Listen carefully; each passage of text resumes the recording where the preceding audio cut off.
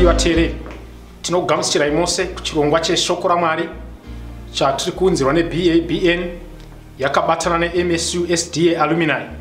Tinoda kutenda Mwari nezvidzidzo zvizhinji zvatanga tiri kuwana kubva musi wekutanga kusvika mukati mezuva ranhasi. Tiri mukati mezuva ranhasi rinova zuva reSabata. Tichabata imwe nyaya inokosha ine musoro unotiwo the Advent message, shoko rekudzoka. Ngatidzore uso hwedu tinamate. Baba wedu vari kudenga, toda kutendai mukati mezuva ranhasi. Tichikutendai nekuva nesu pakudzidza kwatanga tiri kuita shoko mukatisvitsa mukati meSabata ranhasi. Nyama nemweya zviri pamwe, titungamirirei pachidzidzo chiri pamberi pedu, tigone kujekerwa nepfungwa dzose dziri muchidzidzo ichi.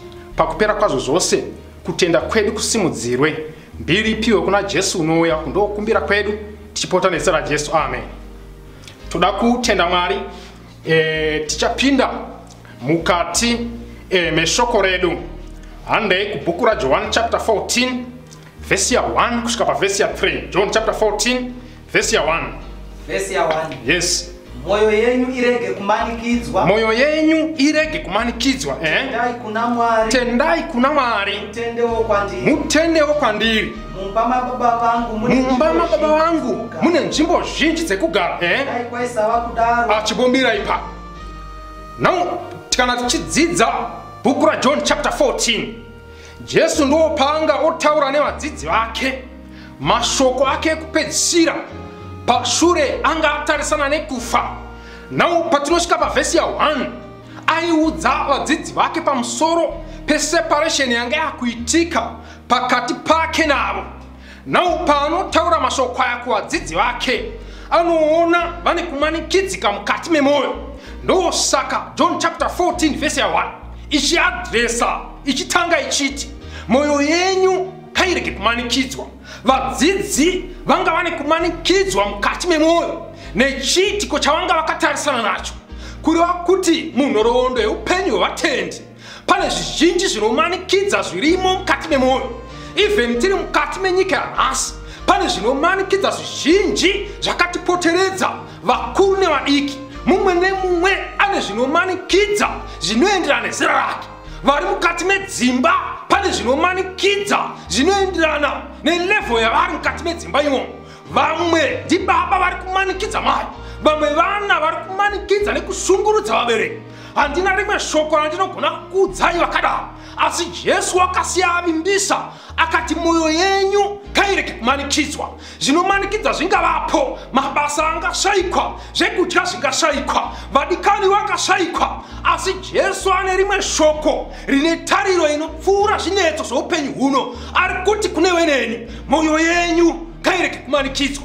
Vamwe zuro ndizuro maitochema, vamwe nhasi chaiye mamukira kuchema, misodzi haisati yaoma muchiteerera kudai. Asi Jesu ari kutaura nemi kuti moyo yenyu ngairege kumanikidzwa. Dzikai nayo pavhesi ya 2. Verse ya 2. Fambai. Mumba mababa vangu mune nzvimbo zhinji dzokugara. Aiwa, pane zvaataura pazasi musati masvika ipa. Hanzi dai kwaisaiva kudaro. Paverenge ipa. Verse ya 2. Verse ya 2, yes. Mumba mababa vangu mune nzvimbo zhinji dzokugara. Dzikai nayo. Dai kwaisava kudaro. Dai kwaisava kudaro. Tingadai ndaikuudza. Mira ipa.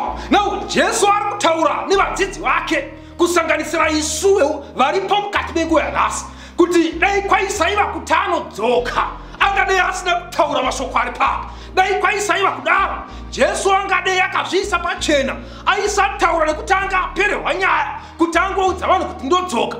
Dai kwaisaiva kuti Jesu anodzoka angadei asina kutaura nyaya iyo. Mukati mezuva ranhasi ndiri kutaura nemi wadikani wateereri kuti dai kwaisaiva kuti Jesu anodzoka. Even nhasi kusina chinhu chinonzi chechi. Dai kwaisaiva kuti Jesu anodzoka, even nevaparidzi vangadei vasipo. Dai kwaisaiva kuti Jesu unodzoka, even nesu tingadai tisingaiti programu, asi nemhaka yekuti unouya munouya, ndosaka tiri pano, ndosaka tichinamata. Dzikai nevhesi. Nokuti ndinoenda kundokugadzirai pokugara. Right. Kana ndaenda kugadzirai pokugara. Chii chinoitika? Ndinozouyazve ndikugamuchirei kwa right kuti apo pandiri nemi mugovapo. Mira ipapo Jesu ari kuti kana ndaenda inini nyakuenda ndini nyakudzoka kuti ndikutorei. unoziva pane zvizhinji zvinotaurwa nevanhu zvikurusa panenge pafiwa vanotanga kutaura kuti atevera atoenda kudenga. Jesu havana kuti muchauya vanhu vari kana kuti muchatanga kutevera. Vamwe vanobva vatutaura zveinonzi secret rapture kuti munhu achingofamba anobva atongotorwa otoenda kudenga. Matuma mwana kunotenga chingwa achibva akabata lofu rechingwa Jesu otomutora oenda kudenga nechingwa imakamirira tii. Now Mwari watinonamata ndimwari ane order ari kuti panoka kana dziri nhau dzekuenda kudenga ndini nzira idine zvokwadi hakuna anoenda kuna Baba ini ndisipo. Saka ari kuti ndinodzoka ndokutora. Saka nhau yekuenda kudenga Jesu achatanga adzoka auya kuzotora kuti tiende kudenga. Ibvai pane iyo dandukaenda pana 24 dzaMateo vesi ya 1. Mateo 24 vesi ya 1. Right. Zvino Jesu akabuda patemberi. Jesu apedza kuparidza apedza kubata nyaya yeikosha akubuda mutemberi. Chii chinoitika? Akatoenda akufamba Jesu. Right. Vadzidzi vake vakauya kwaari kuzomuratidza dzimba dzetemberi. Chiriwa hanzi ndobva vadzidzi vamhanya vachienda kuna Jesu. Aivaona vachimhanya vachienda aifunga kuti vabatwa neshoko. But vhesi iri kuti vaenda kunomuratidza chinyi? Dzimba dzetemberi. Mira ipapo mumwe muimbi anobva ati musanangisa pasipo. Vadzidzi mushure mekunge vanzwa shoko raMwari pachinzvimbo chekuti vabayiwe pamwoyo vaite madecisions vanga vakatarisa padzimba dzetemberi. Zvichasarisa vanhu vakawanda kudenga zvinhu zvenyika ino. Even iyoyi nhau yetemberi pane zvidzidzo zvizhinji zvakaitwa munguva iri shure zvekuti munhu akanyatsoona kuti ichi chokwadi ichi asi anoramba akabatirira patemberi yekwake. Hanokudzai ndo chechi yedzinza, hanokudzai ndo makaberekerwa baba wangu, hanokudzai kuti ndakapfeka. Nhau yetemberi yaida kutanga kuconfuse vanhu munguva yanhasi yakatovhiringidza even nevadzidzi vanga vari so attached patemberi kupfuura attachment yavo pana Jesu. Musanangisa pasvipo. Zvikanzi wasvika wakutanga kutaura zvetemberi Jesu akati ndakuonai kuti marasika iwe kutaura kuti kudii. Vesi 2. Akapindura akati kwavari yes. Munoona zvinhu izvi zvose here? Zvinhu izvi zvamuri kundiratidza izvi zvirokwazvo ndinoti kwamuri. Zvirokwazvo ndinoti kwamuri. Come on. Hakungaregwi ibwe pamusoro pebwe risingawisigwi pasi. Mirai ipapo. Jesu akuchivaudza kuti ndiri kuona kuti rudo rwenyimi paupenyu huno rwakakura chaizvo. Asi chihwa icho ichi hakuna ibwe riri pamusoro perimwe ibwe risingawisigwi pasi. In simpler terms, Jesu aivaudza kuti zvese zvenyika ino zvichapfuura. Zvese zvatinoona zvenyika ino hazvirambi zvakadaro zvichapfuura. Mumwe muimbi wobvunza ko zuva rini tenzi. Jesu akaudza kuti hapana ibwe richaramba riri pamusoro perimwe ibwe. Nhasi tiri pasi hazvirambi zvakadaro. Vapedza kuudzwa mashoko evana Jesu chii chavanoita. Vesi 3. Famba shamwari. Yes. Vakati agara pagomo remuorivhi. Ndobva Jesu avasiya akanogara pagomo remuorivhi. Yes. Vake vakauya kwaari vari voga vakati. Ndobva vadzidzi vatevera futi Jesu amira ipapo. Pfungwa yandinoda pano ndeyekuti pakutanga vaenda kuna Jesu vane pfungwa dzisiridzo dzakabhenda dzakacheyama. Ndobva Jesu avakorekta. Mushure mekunge Jesu avakorekta havana kutsamwa vakati hatichadzokeri kuna Jesu. Pavhesi ya 3 vadzokerazve pana Jesu nokuti ndo pane upenyu. Pane vazhinji vekuti vakauya kuchechi vanga vari kuteerera mharidzo dzanga dziri kutwa kumashure. Pane zvimwe zvavakadzidza zvaivatsiura vakakomborerwa vasingatizi vasingatsamwi vasingabvi pashoko vanoramba vachidzokera pana Jesu. Vakadzokerazve pana Jesu nekuti vaiziva kuti apa ndo pane nyaya nyangwe akataura zvisingatifadzi asi nemhaka yekuti ichokwadi tinoramba tiri pana Jesu. Rava vakati tiudzei kuti izvo zvichagova rini. Zvikanzi zvichagova rini izvi. Nechiradzo chokuuya kwenyu. Chiradzo chekuuya kwenyu. Nechekuguma kwenyika chichava chipiko. Vadzidzi vakabva vabvunza vakati no, tanga takatarisa pasi ripo nyika ino ichaguma. Ndauya kuzotaura nemi vateereri. Nyika ino ichaguma. Mumwe ari kunetseka kuti seiko vari kuparidza mazuva awanda vachingoparidza nemhaka yekuti nyika ichaguma, nguva yekuparidza ichapera. Saka teerera utende mushoko kuchanzi nhasi nekuti nguva ichapera. Chimwe chavaitoda kubvunza vadzidzi apa ndechekutoudzwa nedheti racho kuti saka muri kudzoka musi waani gore ripi nguwai. mukazodzika namateo inotayiwa kana zviri zvekudzoka kwaJesu hakuna anoziva musi, hakuna anoziva nguva, asi pane zviratidzo. Saka Matthew chapter 24 mukaidzidza yese Jesu aipindura mubvunzo wanga une vadzidzi mukati menguva yanhasi. Haikona kungogara une mibvunzo yaunayo pamusoro periponesi, bvunza unopindura. Vadzidzi vakabvunza. Matthew chapter 24 yaiadresa mubvunzo wanga wapiwa nevadzidzi. Even vadzidzi veshoko mukati menguva ino vanobvunza vowana clarification inobva mushoko. Handei pavhesi inotevera Luke chapter 17 verse 26. Luke chapter 17 verse 26. Sezvo zvanga zvakaita namazuva aNoa, ndizvo zvazvichaitawo namazuva omwanakomana womunhu. Right? Vaidya nokunwa nokuwaniswa kusvikira zuva rakapinda Noa muareka. Mvura zhinji ikasvika ikapa. Hanzi vaizviita kusvikira Noa apinda muareka. Vakatanga kuzviita areka isati yatanga kuvakwa. Ndobva varamba vachizviita areka ichivakwa. Ndobva varamba vachizviita kusvikira Noa apinda muareka.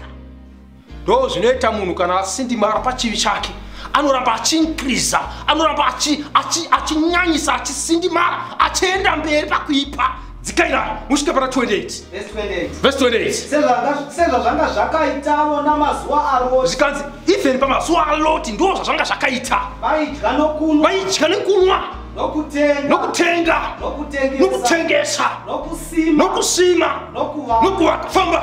Asi nomusi wakabuda Loti muSodhomu, moto nesafari zvakanaya. Mira ipa. Now pane hanzi vanhu vepamazuva aNoa. Chekutanga vaidya, chechipiri vaiwana nekuwanisa.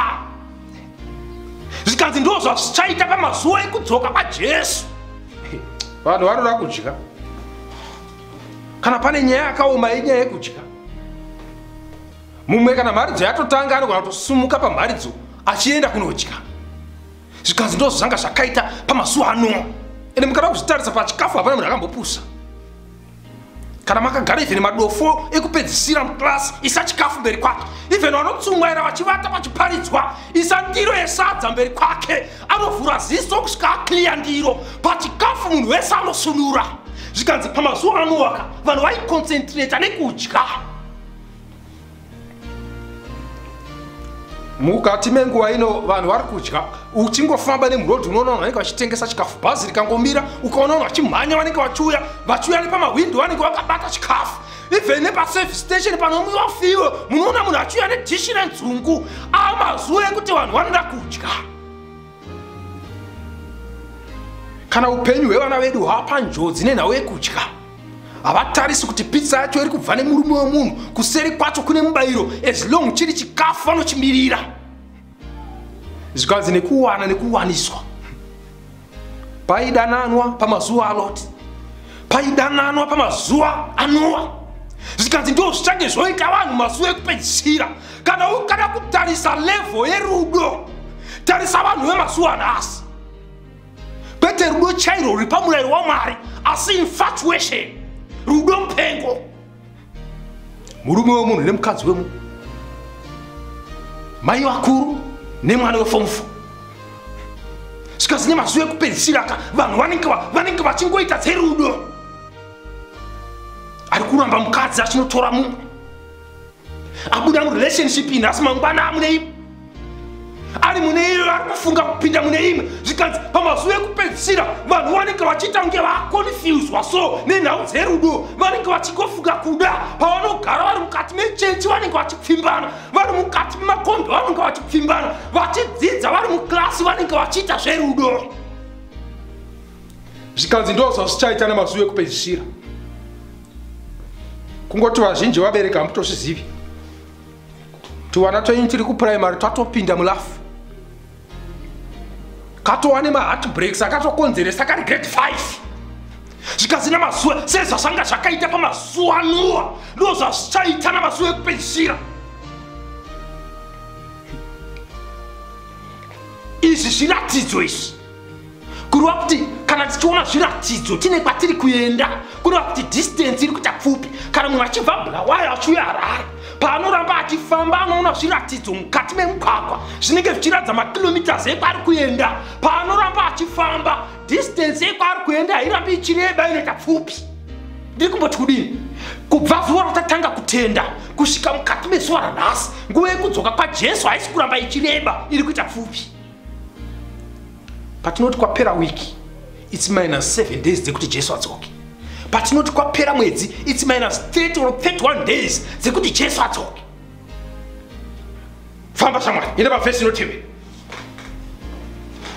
Zvakazarwa chapter 1 verse number 7. Verse ya 7, yes. Tarirai unouya namakore. Tarirai unouya namakore. Meso wose achamuona, naivo vakamubaya. Eka. Marudzi ose enyika amira ipapo. Hanzi pakuya kwaJesu meso wose achamuona. Imwe pfungwa irokosha ipapa ndinhasi patinoti ini ndine maonero angu, mwene mumwe achitaura zvemaonero ake. Musi unouya Jesu vanhu vanenge vane maonero mamwe chete. Takadzidza pamusoro pesabata, tikadzidza pamusoro perubhabhatidzo, tikadzidza pamusoro pevaprofita, mumwe anenge achiti maonero angu. Tikadzidza pamusoro pechimiro chevakafa, mumwe anenge achiti maonero angu. Asi pakudzoka kwaJesu kwanzi meso ose achaona chinhu chimwe. Kana kubhabhatidza munhu achibhabhatidzwa nemboma, musi uchauya Jesu meso ose achazviona izvozvo. Pfungwa inokosha kudzoka kwaJesu. Hatizoiti zvekufonebwa nekuudziwa nevanhu kuti Jesu akauya tinare kuno kwachivi, kana kuti akasvikira kuno kwamuzarabani takatogara naye tiri kuchera mbambaira. Hanzi pakuya kwaJesu anoonekwa nemeso ose. Kaira hapana 24 dzaMateo pavhesi 26 inoti sezvinoita mheni inopenyera kumabvazuva ichisvika kumavirira, ndo zvichaita kuuya kwaJesu. Kureva kuti kuuya kwaJesu kuchange kuri visual, meso ose achamuona. Kuchange kuchitsinirwa zvakare nehwamanda, kureva kuti kuchange kuri audible, zvichange zvichihwikwa. Saka kuuya kwaJesu haazouyi zviri secret, zvikanzi meso ose achamuona. Toda kumanyira pavhesi yatinofarira. Paanenge ouya Jesu chii chichaitika? Chapter 6. Zvakazarwa chapter 6 verse ya 14. Verse ya 14. Eka. Apa usati waverenga muverengi. Toda kubata vanhu vanoramba shoko. Riri kuparidzwa pazvivhitivhiti, riri kuparidzwa pasocial media, riri kuparidzwa mukati menzira dzemumusha, riri kuparidzwa pose pose kuti vanhu vatende vagamuchire shoko, nekuti pane zvisina kujairika zvichaitika pamberi. Regai munzwe chimwe chezviitiko chichaitika kune avo vanenge vasina kugamuchira shoko. Famba. Denga rikabva sebhuku kana ichipetwa. Denga ikwanzi richabva sebhuku kana ichipetwa. Namakomo ose. Come on. Nezvivi zvose zvakabviswa. Chibombira ipapo. Hanzi kudzoka kwaJesu kuchaita kuti denga ribve ngebhuku. Ukaona denga richinzi rabva, denga richinzi rabva ngebhuku, ende ari kuvingwa apa harisi denga, ari kuvingwa vanhu. Kana denga richibva ngebhuku, watimowo vanhu vacho, watimowo vana musiyama, watimowo vana madyira panze, vari kuita upenyu hwekudya panze vasingadyi mudzimba dzavo. Zvikanzi denga rikabva sebhuku kana ichipetwa, nechinyi futi? Nemakomo, namadzimambo enyika, navakuru, navatungamiri vehondo. Come on, vakaita sei? Navapfumi navane simba. Mira samwa, pane vanhu vane simba. Kana ndikati mira unamirawo zveiwe. Hanzi pane vanhu vane simba venyika ino, vekuti havazununguswi kana zvinowira nyika zvikawira nyika, asi panouya Jesu kwanzi vachamanya. Madzimambo enyika. Kana mambo wenyika achipfuura imimi ndi munomanya muchitiza iye anenge asingamanya. But zuva irikai richakonzeresa kuti madzimambo enyika avhunduke. Famba shama. Navaranda vose. Navakasumuka vose. Right? Vakandovanda mumapako. Nomumabwe amakomo. Right? Vakati kumakomo nokumabwe. Tivirei. Mutirike pameso. Unogara pachigaro cheushera. Napakutsama kwekwaya. Nokuti zuva guru rokutsama kworasvika. Ndiani unogona kumira? Yapera nemubvunzo zvikanzi ndiani anogona kumira? Nejecha ramunaro mukomo. Munyori ari kushamisika akatarisa upenyu hwenyu, achiona mukomana achitsemura gore, akati muchagona here kumira? Nemakuhwa hamunawo mhai. munyori akashamisika achitarisa upenyu hwenyu, achiona mukomana achitsemura gore, makomo achimhanya semhuru, akati ko imi muchagona kumira here? Mwe muimbe wemwe korasi anobva abvunza akati kumanya kwakadini? Kwatichazoona musi werutongo kana Jesu ouya. Hanzi ndiani unogona kumira pakutsamwa kwekwayana? Nhasi Jesu richiri gwayana raMwari rinobvisa zvivi zvenyika, ndosaka vanhu vachiridherera, but musuru paanenge odzoka anenge achinja from a lamb to a lion. Kudai kuri kumanya?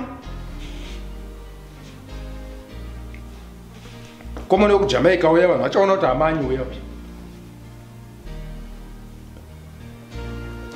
Pane madzimai achamanya, madzimai makobvu amunofunga kuti hamanyi, achirarama upenyu hwemakuhwa, achirarama upenyu hweupombwe, shoko richiparidzwa asingadi kutendeuka. Vamwe ndo vanoroya, vanotogara nezvikwambo nezvidhoma. Kwanzi zuva iri kunenge kuri kumanya, munhu achimanya zvekuovhateka zvikwambo zvake. Hanzi vanhu vachati gomo ndiwire, vamwe vachidzingirira shumba, kureva kuti haugoni kuti shumba ndirume uri kumashure, unofanira kutobata spidi yekuovhateka shumba woenda mberi kune muromo woti shumba ndirume. Rinenge risiri zuva rakanaka kune vanhu vasina kuita sarudzo. Handisi kutaura mashoko yakuvhundusira vanhu, asi zvichaitika apa it's reality. Sezvaingoitika pakamanyiro kaita vanhu kuzvikoro zvekumusha, kwaitawo dzimwe shasha dzaingoramba dzichidzokorodza grade 7 gore rino, grade 7 gore rino, grade 7 gore riri pamberi. Saka shasha idzi dzaizoti kana poitwa masports ekumhanya, dzaizopinda mukuru yainzi Open Boys. Open Boys yaichallenge even nematicha kuti headmaster pindai mutrek kana muchida kuti timanye. Paimanya magrade 3 vanhu vaigona kutofuratira trek, paimanya magrade 4 vanhu vaifuratira, asi paiuya Open Boys, painzi Open Boys dzakupinda mutrek, chikoro chese chaiungana kuti chione Open Boys chimanya. Painzi go wainzwa pasi pachidairira mukwimba yevarume ichiranda zapasi. Musoro chauya Jesu inenge iri Open Boys. Vanasikuru vachimanya, vanambuya vachimanya, madhikoni achimanya, nevakuru vemachechi vasingabvi munhau dzelavhidzi vachimanya. Regai tisiye boka iri, ko vanhu vanenge vakaita sarudzo yandinofungira kuti ndo munamato wako iwe uri kuteerera. Shoko pariri kutaurwa, vanenge vakaita sarudzo, vanenge vakaita an intelligent decision yekusarudza Jesu samuponesi wavo, chii chavachaita? Vatesalonika wokutanga chapter 4 verse 13. Verse 13 kusvika verse 17 topedza tiri ipapo. Zvino hama dzangu, Zvino hama dzangu, hatidi kuti mushayiwe kuziva pamusoro pavavete, kuti murege kuchema savamwe vasina, kuti murege kuchema sevamwe vasina tariro. Nokuti kana tichitenda kuti Jesu akafa, Jesu akatombofa akamuka, saizvozvo avo vakavata muna Jesu, avo vakavata muna Jesu vakafa vakaita sarudzwa, Mwari uchavavuyisa pamwe chete nani. right? Nokuti tinokuudzai neshoko raMwari kuti isu vapenyu vakasa kusvikira pakuuya kwake hatingatongotangiriwa kwa, nokuti come on, ishamene uchaburuka, come on, nekudanidzira nezuva mutumwa mukuru nehwamanda yaMwari. Chii chaitika? Vakafa muna Kristu vachatanga kumuka. Zvino isu vapenyu, Abira hati vakafa vari muna Kristu vachatanga kumuka.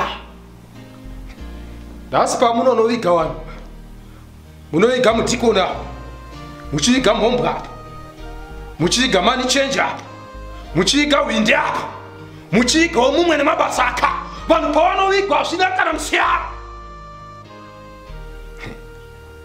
Wasuwa akabvunzwa mumwe musi akati aiwa taakuda kumbodhifarenza. Saka musi uchauya Jesu, ndopa Jesu achauya kuzodhifarenza vari kudivi rake nevasiri kudivi rake. Hanzi vakafa vari muna Kristu vachatanga kumuka. Hasinanzi vakafa vachienda kuchechi, hasinanzi vakafa vakapfeka uniform yechechi, hasinanzi vakafa vachiimba mukwaya. It is possible unogona kuenda kuchechi asi usina Jesu wechechi. It is very very possible kuti unogona kuimba mukwaya asi mukati memwoyo musina Jesu wekwaya. Unogona kuita mufundisi wechechi yaJesu asi usina Jesu muridzi wechechi.